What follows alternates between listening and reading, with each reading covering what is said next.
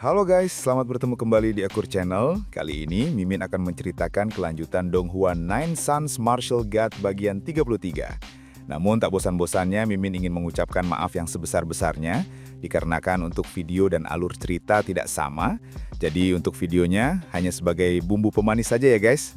Baiklah, supaya tidak berbasa-basi lebih lama lagi, langsung aja kita terobos ke ceritanya.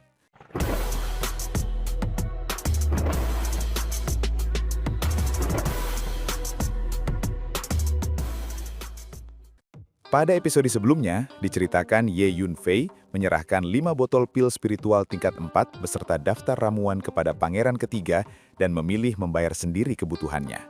Pangeran ketiga tersentak, keyakinannya pada kemampuan alkemi Ye Yunfei pun bulat. Tak lama, ramuan bernilai jutaan kristal dikirim. Ye Yunfei segera menyiapkan pil iblis surgawi untuk Hu Miao, lalu mempercayakan pemurnian pada Huang Shang. Sementara itu, berbagai kekuatan di ibu kota mulai bergerak memburunya. Di istana bawah tanah, Ye Yunfei mengumpulkan ratusan esensi darah binatang iblis dan menjalani proses penguatan tubuh yang menyiksa. Sehari kemudian, ia bangkit dengan tubuh bak dewa iblis. Teknik tingkat kedua pun berhasil dikuasai, memberinya kekuatan fisik yang mengguncang alam surgawi. Kemudian Ye Yunfei meninggalkan istana bawah tanah dan kembali ke bangunan kecil tempat ia menetap. Begitu melihat Ye Yunfei kembali, Hu Miao segera datang menyambutnya dengan penuh kegembiraan. Ia menyampaikan bahwa Huang Shang telah berhasil menyempurnakan sejumlah pil iblis surgawi yang sangat cocok untuknya. Sejak awal, Ye Yunfei memang telah memberitahu Hu Miao tentang keberadaan Huang Shang. Saat Ye Yunfei memasuki ruangan, Huang Shang melayang keluar dari dalam kuali dan berhenti di udara di hadapannya. Dengan nada santai dan puas, ia menggambarkan bahwa sudah lama ia tidak memurnikan pil. Namun kemampuannya belum berkarat dan tugas yang diberikan Ye Yunfei berhasil diselesaikan dengan baik.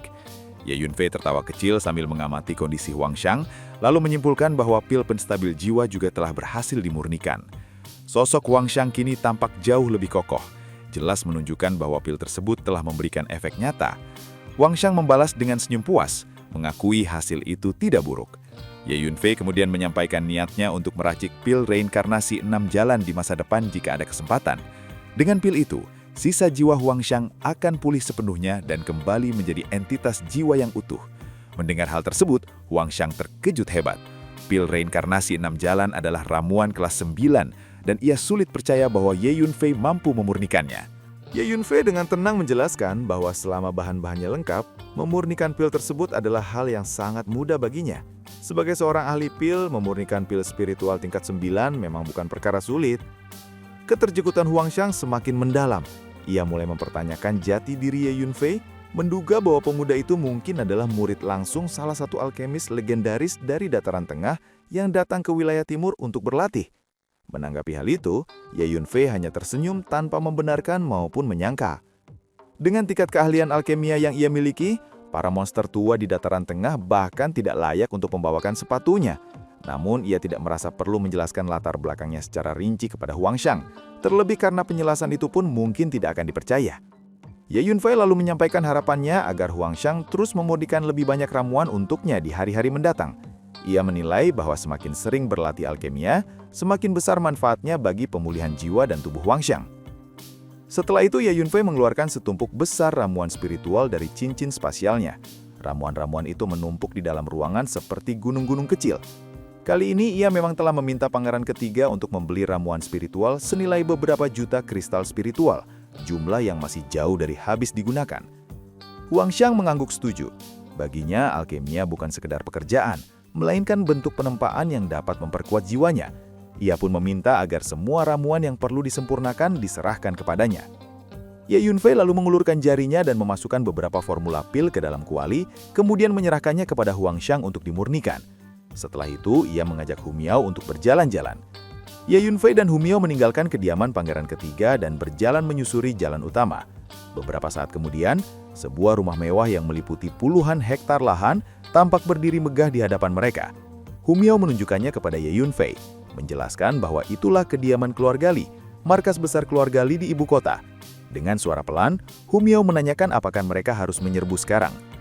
Kedatangan Ye Yunfei ke ibu kota memang memiliki dua tujuan utama, menghancurkan keluarga Li dan berpartisipasi dalam kompetisi alkemia atas undangan pangeran ketiga. Karena itu, mereka datang khusus untuk mengintai kediaman keluarga Li. Ye Yunfei menjelaskan bahwa kepala keluarga Li adalah menteri keluarga kerajaan. Jika keluarga Li dimusnahkan sekarang, keluarga kerajaan pun pasti akan melakukan penyelidikan, dan hal itu akan mempengaruhi partisipasinya dalam kompetisi alkimia. Setelah kompetisi alkimia berakhir, barulah mereka akan menyerbu keluarga Li dan menciptakan kekacauan. Sambil berpikir sejenak, Ye Yunfei menatap gerbang kediaman keluarga Li sebelum mengambil keputusan itu. Pada saat yang sama, di kediaman Perdana Menteri di kota Kekaisaran, seorang lelaki tua kurus kering bergegas menemui Xiao Wuhen. Ia melaporkan bahwa mata-matanya telah memastikan Ye Yunfei dan seorang wanita baru saja meninggalkan kediaman Pangeran Ketiga dan sedang berjalan-jalan di jalanan. Mendengar kabar itu, Xiao Wuhen sangat gembira. Ia segera memerintahkan lelaki tua itu untuk membawa anak buahnya mencari tempat terpencil dan menyergap Ye Yunfei. Tak lama kemudian, Xiao Wuhen memimpin sekelompok besar orang dan buru-buru meninggalkan kediaman Perdana Menteri menuju ke lokasi Ye Yunfei berada. Di saat yang bersamaan, di kediaman Pangeran Pertama, seorang prajurit datang ke ruang kerja Putra Mahkota dan melaporkan bahwa orang yang diperintahkan untuk dicari telah ditemukan. Prajurit itu membawa sebuah potret yang menggambarkan Ye Yunfei.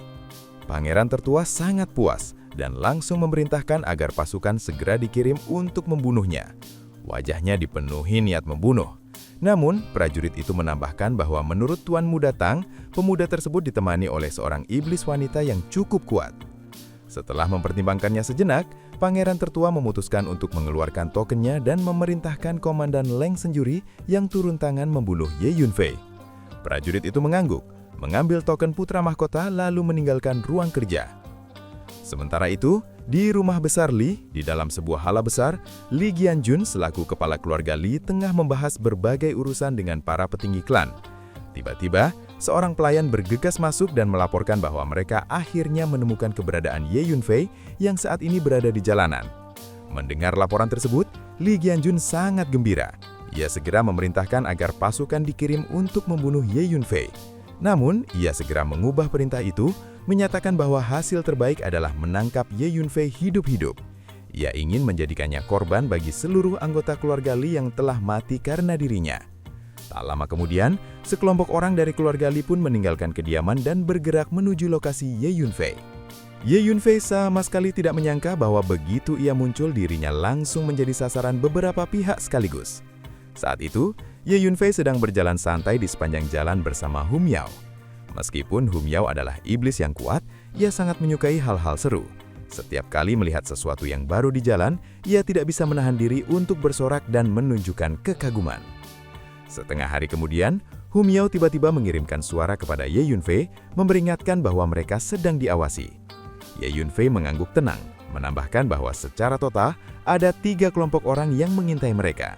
Keduanya memang memiliki kekuatan jiwa yang sangat dahsyat. Ditambah lagi dengan hubungan tuan dan budak, mereka dapat saling mengirimkan suara satu sama lain. Bagi seniman bela diri biasa, kemampuan mengirim pesan telepati baru bisa dicapai setelah mencapai alam suci. Hum Yao kemudian menanyakan apa yang harus mereka lakukan untuk menghadapi para pengintai itu. Ye Yunfei memutuskan untuk meninggalkan kota dan mencari tempat terpencil. Setelah berjalan-jalan sebentar lagi, Ye Yunfei dan Hum Yao keluar dari kota Kekaisaran dan menuju ke hutan belantara di dekat pinggiran kota. Di belakang mereka, orang-orang yang mengawasi menunjukkan senyum dingin, merasa bahwa 2 orang di depan itu memang pantas mendapatkan nasib buruk. Tak lama kemudian, Ye Yunfei dan Hum Yao tiba di sebuah padang rumput terpencil yang sunyi dan sepi. Keduanya berhenti dan berbalik. Dengan nada tenang, Ye Yunfei meminta semua pihak yang bersembunyi untuk menampakkan diri. Tiba-tiba, seorang pemuda jangkung dan elegan berjubah brokat memimpin sekelompok besar orang dan bergegas mendekat, mengepung Ye Yunfei dan Hum Yao. Pemuda itu tertawa keras, menyatakan kegembiraannya karena Ye Yunfei masih mengingat dirinya.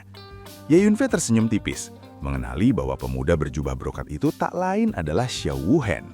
Xiao Wuhen terus tertawa terbahak-bahak, menyatakan keinginannya untuk melihat bagaimana Pangeran Ketiga bisa melindungi Ye Yunfei hari ini. Dalam pandangannya, Ye Yunfei telah mempermainkannya dan akibatnya hanya satu, kematian. Tatapan Xiao Wuhen penuh ejekan, seolah-olah sedang menatap orang mati. Di belakang Xiao Wuhen, di samping lelaki tua kurus kering itu, 3 ahli di alam surgawi berdiri berbaris rapi, memancarkan niat membunuh yang pekat. Ye Yunfei menyeringai dingin, seolah-olah benar-benar merasa geli melihat niat membunuh yang diarahkan kepadanya. Dalam tawanya yang rendah, tersirat bahwa ia sama sekali tidak pernah menunjukkan belas kasihan kepada siapapun yang berniat menghabisi nyawanya. Setelah itu, pandangannya beralih ke jauhan. Dengan sikap tenang namun berwibawa, ia menuntut agar semua pihak yang bersembunyi ikut menampakkan diri. Di balik bayangan dan semak belukar yang lebat, memang tersembunyi banyak orang. Begitu suara Ye Yunfei terdengar, sekelompok besar sosok segera bergegas keluar dari persembunyian mereka. Seorang pria parubaya dengan aura tajam maju ke depan. Tatapannya penuh niat membunuh saat ia memastikan identitas Ye Yunfei sebagai pemuda dari kota bulan purnama. Ye Yunfei menanggapi dengan anggukan ringan, mengakui jati dirinya tanpa sedikit pun keraguan. Xiao Wuhen tampak terkejut ketika mengenali pria paruhbaya itu sebagai Li Xiu. Ia menyadari bahwa orang tersebut juga menyimpan dendam terhadap Ye Yunfei. Dengan sikap hormat, Li Xiu menjelaskan bahwa Ye Yunfei telah bertindak kejam dan bengis, membunuh banyak anggota keluarga Li, sehingga permusuhan di antara mereka telah mencapai titik darah. Sebagai putra ketiga Perdana Menteri Xiao, Xiao Wuhen memiliki kedudukan yang sangat tinggi di ibu kota, dan itulah sebabnya Li Xiu menunjukkan sikap penuh hormat kepadanya. Setelah memahami situasinya, Xiao Wuhen menertawakan Ye Yunfei dengan dingin. Dalam pandangannya, Ye Yunfei hanyalah tuan muda dari keluarga kecil yang lemah, berstatus rendah, namun berani membuat onar di mana-mana, bahkan memprovokasi dirinya dan keluarga Li. Ia menyimpulkan bahwa jika Ye Yunfei tidak mati, maka dunia ini tidak lagi mengenal keadilan. Li Xiu menambahkan dengan penuh kebencian bahwa setelah Ye Yunfei dibunuh, keluarga Li akan mengirim orang ke kota Bulan Bundar untuk memusnahkan keluarga Ye sepenuhnya. Semua orang dan kekuatan yang terkait dengan Ye Yunfei akan dilenyapkan bersama seluruh keluarganya hingga 9 generasi. Xiao Wuhen menyetujui gagasan itu, bahkan merasa bahwa membunuh Ye Yunfei dengan cepat terlalu murah. Menangkapnya hidup-hidup dan menyiksanya sampai mati akan jauh lebih memuaskan untuk melampiaskan amarah. Li Xiu pun mengungkapkan bahwa perintah sang patriark sejalan dengan rencana itu. Ye Yunfei harus ditangkap hidup-hidup dan disiksa sampai mati sebagai korban bagi anggota keluarga Li yang telah tewas tragis. Percakapan antara Xiao Wuhen dan Li Xiu berlangsung dengan penuh semangat, seolah Ye Yunfei sama sekali tidak ada di hadapan mereka. Di mata mereka, pemuda itu tidak memiliki peluang sedikit pun untuk melarikan diri. Namun tiba-tiba Ye Yunfei menyela dengan seringai jahat. Sorot matanya memancarkan niat membunuh yang dingin, seolah ia sudah bosan mendengar ocehan mereka panjang. Ucapannya membuat Xiao Wuhen dan Li Xiu sama-sama terkejut. Xiao Wuhen segera tertawa terbahak-bahak, menganggap Ye Yunfei telah kehilangan akal sehat, berpikir bahwa hanya dengan berdua, ia bisa melawan mereka semua. Li Xiu pun mendengus menghina, menilai Ye Yunfei hanyalah kultivator alam bumi tingkat akhir yang bisa dibunuh dengan satu tangan, namun masih berani bersikap sombong. Sementara itu, Hu Miao tetap tampak tenang. Dengan tingkat kultivasi tinggi dan penguasaan teknik ilusi, ia menyembunyikan kekuatan iblisnya dengan sangat sempurna. Xiao Wuhen dan Li Xiu sama sekali tidak mampu memperkirakan kekuatannya, dan mereka hanya menganggapnya sebagai gadis lemah dengan kemampuan terbatas. Amarah Hu Miao memuncak dan ia meminta izin untuk membunuh mereka semua. Namun Ye Yunfei menolaknya. Ia justru menyatakan bahwa tubuhnya perlu ditempa dan ingin meregangkan kaki sebentar. Li Xiu tiba-tiba melangkah maju, memaksa Ye Yunfei untuk berlutut dan menyerah. Namun tepat setelah kata-kata itu berakhir, Ye Yunfei menghilang dari tempat dia berdiri. Dalam sekejap mata, ia muncul di hadapan Li Xiu seperti hantu. Raungan penuh pembunuhan terdengar, disusul pukulan dahsyat yang dilepaskan Ye Yunfei. Angin kepalan tangannya menerjang seperti gunung runtuh dan tsunami mengamuk. Udara di sekitar Li Xiu langsung tersedot habis, menciptakan ruang hampa yang mengerikan. Li Xiu dilanda kengerian ketika menyadari tubuhnya terpaku dan tidak bisa bergerak sama sekali. Teriakan minta tolongnya terhenti seketika ketika pukulan itu menghentam. Tubuh Li Xiu hancur berkeping-keping, seolah dicabik oleh ribuan bilah pisau. Darah, daging, dan serpihan tulang berhamburan di udara sebelum akhirnya lenyap. Ye Yunfei berdiri tanpa ekspresi, menatap Xiao Wuhen dan yang lainnya dengan tatapan dingin. Keheningan mutlak menyelimuti tempat itu. Semua orang terpaku. Li Xiu, seorang ahli alam surgawi tingkat awal yang menguasai seni bela diri warisan keluarga Li, tewas hanya dalam satu gerakan. Di tanah, sisa tubuhnya hancur berantakan tanpa satupun bagian utuh, menciptakan pemandangan yang mengerikan. Ketercegutan menyelimuti semua orang. Sejak kapan membunuh ahli alam surgawi tingkat awal menjadi semudah ini? Ye Yunfei mengejek mereka, menegaskan bahwa jika ingin bertindak, maka bertindaklah dengan tegas dan berhenti membuang waktu dengan omong kosong. Xiao Wuhen tertawa dingin, mengakui bahwa ia tidak menyangka kekuatan fisik Ye Yunfei sedahsyat itu. Kilatan jahat melintas di wajahnya, amarah berkobar di matanya. Seorang master alam surgawi di sampingnya segera melangkah maju, menyatakan akan membunuh Ye Yunfei. Pria itu bertubuh kekar, mengenakan pakaian tekat dan memancarkan kekuatan alam surgawi tingkat menengah. Begitu ia bergerak, tubuhnya melesat seperti anak panah, disertai ledakan energi spiritual yang mengaduk adonan udara di sekitarnya. Rumput liar tercabut dan terbakar, api menjilat langit, memaksa semua orang mundur. Ye Yunfei hanya tertawa dingin. Setelah menguasai teknik penguatan tubuh penggabungan darah iblis surgawi tingkat kedua, kekuatan internalnya telah mencapai sekitar 200.000 jin. Bagi seorang ahli alam surgawi, kekuatan itu cukup untuk menghancurkan lawan hanya dengan satu pukulan. Cahaya merah menyala di kulit Ye Yunfei saat ia mengerahkan kekuatan fisiknya. Auranya melonjak drastis. Dengan gerakan sederhana, ia melayangkan satu pukulan ke depan. Udara di hadapannya meledak dengan suara menggelegar. Tanah padang rumput retak dan berlubang. Debu beterbangan ke segala arah. Ketika telapak tangan merah raksasa itu bertabrakan dengan tinju Ye Yunfei, serangan tersebut langsung hancur seperti gelembung yang pecah. Tinju Ye Yunfei terus melaju tanpa hambatan, menghantam dada pria bertubuh kekar itu. Dalam sekejap, tubuh pria tersebut meledak, berubah menjadi serpihan darah, daging dan tulang yang tak terhitung jumlahnya. Tidak ada satupun bagian tubuh yang tersisa utuh. Satu lagi pembunuhan instan. Kepanikan jelas terpancar di wajah Xiao Wuhen. Ia sama sekali tidak menyangka bahwa Ye Yunfei mampu membunuh seorang ahli alam surga tingkat menengah dengan satu gerakan. Fakta itu dengan jelas menunjukkan bahwa kekuatan tempur sejati Ye Yunfei setidaknya telah mencapai tahap akhir alam surga. Amarah membunjal di wajah Xiao Wuhen ketika ia menyadari bahwa dirinya telah meremehkan Ye Yunfei. Giginya terkatup rapat, hatinya dipenuhi rasa kesal dan keterjekitan atas kekuatan luar biasa yang tersembunyi pada pemuda itu. Tanpa ragu lagi, ia segera memerintahkan semua orang untuk menyerang bersama-sama dan menghabisi Ye Yunfei sampai mati. Dalam pandangannya yang penuh dendam itu, ia tidak percaya bahwa Ye Yunfei mampu melawan begitu banyak orang sekaligus. Dari 3 ahli alam surgawi yang dibawa Xiao Wuhen, 1 telah tewas di tangan Ye Yunfei, menyisakan 2 orang. Sementara itu dari pihak keluarga Li, yang semula memiliki 2 ahli alam surgawi termasuk Li Xiao, kini hanya tersisa 1 orang. 3 ahli alam surgawi yang tersisa serentak maju ke garis depan, mengepung Ye Yunfei dan menyerangnya dari 3 arah berbeda. Ledakan energi spiritual bergema berturut-turut. 3 kekuatan dahsyat melesat ke langit, luas dan menekan. Ye Yunfei berdiri tegak seperti gunung, tidak bergeming sedikitpun.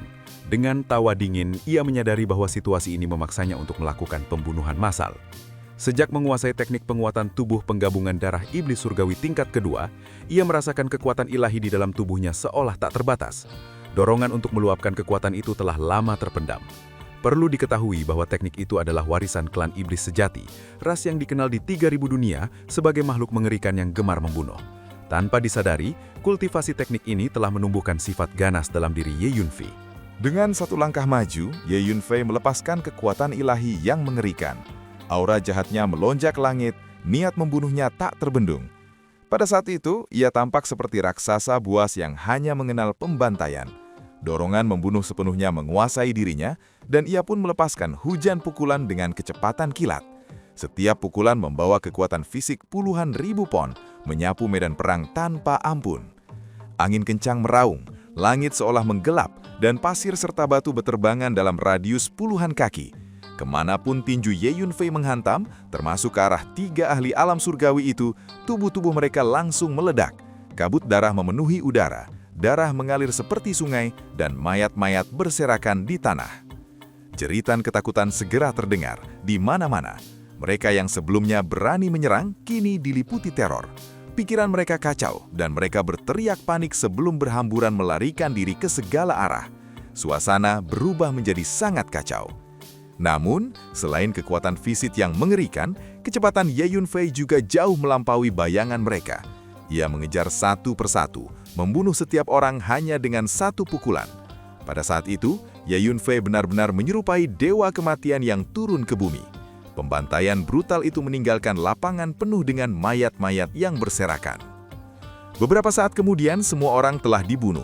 Di padang rumput yang dipenuhi darah, hanya Xiao Wuhan saja yang tersisa berdiri sendirian.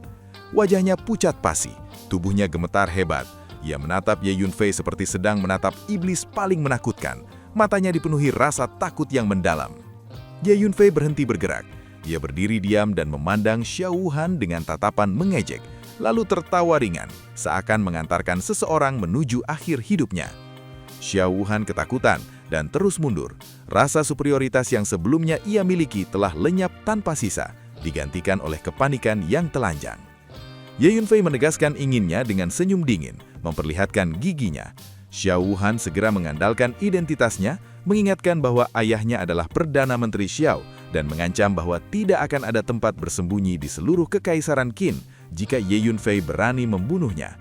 Ia meraung, berharap ancaman itu bisa menyelamatkan nyawanya. Namun, Ye Yunfei hanya tersenyum tipis. Bahkan jika Perdana Menteri Xiao sendiri datang, ia tetap akan membunuhnya tanpa ragu. Belum sempat kata-kata itu sepenuhnya menghilang di udara, tekanan energi yang mengerikan menyapu langit dan bumi. Sesosok tubuh tinggi dan gagah turun dari udara, diiringi suara megah yang mengguncang padang rumput. Sebuah tangan raksasa yang terbentuk dari energi spiritual tiba-tiba menyapu Xiao Wuhan, mengangkatnya ke udara dan meletakkannya agak jauh, menjauhkannya dari Ye Yunfei. Ye Yunfei mendongak ke langit dan menatap sosok itu dengan senyum dingin. Sosok tersebut adalah seorang prajurit gagah berzirah berkilauan, dengan pedang besar tergantung di punggungnya. Sebenarnya, Ye Yunfei telah lama merasakan kehadirannya. Pendekar itu sengaja bersembunyi di kejauhan dan baru muncul ketika hendak menyelamatkan Xiao Wuhan. Hu Miao mengirimkan suara telepati, menanyakan apakah Ye Yunfei membutuhkan bantuannya. Ye Yunfei menolaknya, memilih untuk terus berlatih melalui pertempuran. Ia sadar bahwa tubuh fisiknya masih perlu ditempa dan disempurnakan, dan pertempuran nyata adalah bentuk pelatihan terbaik. Itulah alasan ia berkonsisten bertindak sendiri. Xiao Wuhan melatap sosok itu dengan penuh kelegaan, mengenalinya sebagai Komandan Leng. Ia merasa seolah diselamatkan dari jurang maut. Di udara, Komandan Leng menyatakan bahwa ia diperintahkan oleh putra mahkota untuk membunuh Ye Yunfei, dan meyakinkan bahwa dengan kehadirannya, Ye Yunfei tidak akan mampu menyentuh Xiao Wuhan sedikitpun. Ye Yunfei menanggapi dengan tenang, menyatakan bahwa ia tetap akan membunuh Xiao Wuhan dan tidak ada seorang pun yang bisa menghentikannya. Xiao Wuhan segera berteriak histeris, menyebut bahwa Komandan Leng adalah ahli alam Xuan yang dipercayakan memimpin pasukan ibu kota, seorang veteran dari banyak pertempuran. Dalam kepanikannya, ia memerintahkan Komandan Leng untuk segera membunuh Ye Yunfei. Namun, tepat setelah teriakan itu, Xiao Wuhan menjerit kesakitan. Kepalanya terasa seperti ditusuk jarum besi yang berputar liar di dalam tengkoraknya. Pada saat yang sama, sebuah belati gelap tiba-tiba muncul di depan tenggorokannya dan menebas ke arahnya. Itulah pedang kekosongan.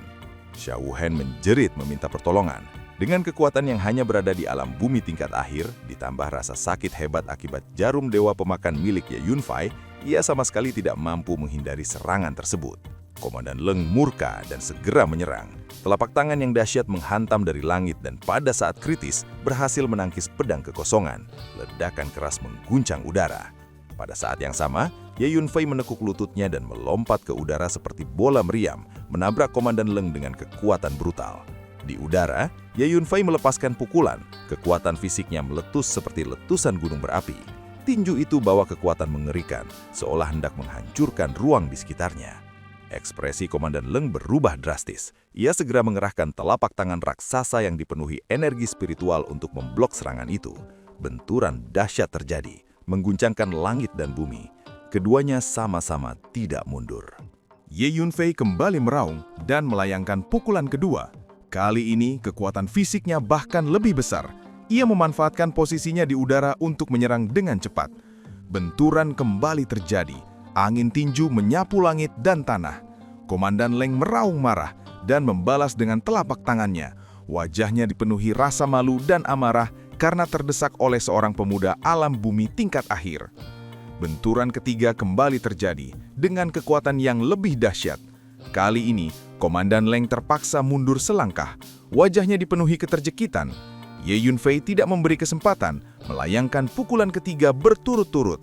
Dengan pukulan itu, kekuatan fisiknya meningkat sekali lagi.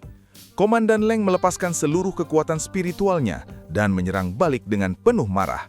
Benturan hebat kembali terjadi. Dan kali ini, Komandan Leng terlempar mundur lebih dari 10 langkah. Wajahnya dipenuhi keterjekitan yang sulit disembunyikan. Di kejauhan, Xiao Wuhen menyaksikan semuanya dengan mata terbelalak, tak mampu mempercayai apa yang dilihatnya. Komandan Leng adalah ahli alam Xuan, namun ia dipaksa mundur terus oleh Ye Yunfei. Setelah 3 pukulan berturut-turut, tubuh Ye Yunfei akhirnya tak mampu bertahan di udara, dan ia mulai jatuh. Dengan memanfaatkan momentum, ia melesat turun dan mendarat di depan Xiao Wuhen seperti hantu. Jarak mereka kurang dari setengah meter. Ye Yunfei melirik Komandan Leng di langit dan kembali menegaskan niatnya dengan nada mengejek. Xiao Wuhen pun kembali berteriak ketakutan. Tubuhnya lemas, memohon pertolongan dengan suara gemetar. Dan adegan ini pun mengakhiri pertemuan kita kali ini. Terima kasih kepada semua yang telah menyimak dari awal sampai akhir video ini. Dan juga Mimin ingin mengucapkan terima kasih yang sebesar-besarnya kepada semua yang sudah subscribe Akur Channel. Semoga semuanya dimudahkan rezekinya dan dilancarkan segala urusannya. Juga disehatkan selalu setiap saat dan terhindar dari segala penyakit. Amin.